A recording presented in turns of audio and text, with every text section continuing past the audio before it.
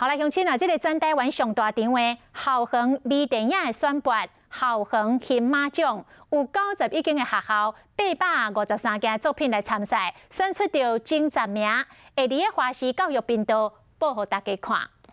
气象局说，今天日落时间6点04分呢。想要离开校园，两个高中生骑一台机车，开始因的公路旅程。微电影《拉格朗日》什么办法，讲出学生的郁卒和希望。伫第一届校园金马奖，摕到金奖和30万块的奖金。精彩内容和其他9部得奖的作品，明仔载伫电视顶观就看会到。华视很有荣幸扮演这样一个平台，我们可以让更多年轻人的作品在我们华视播出。第一届校园金马奖，全台湾91间的大专院校的学生参加，拢总有853部作品。想要得奖真正无简单，敢若是评审就有100位看片评分。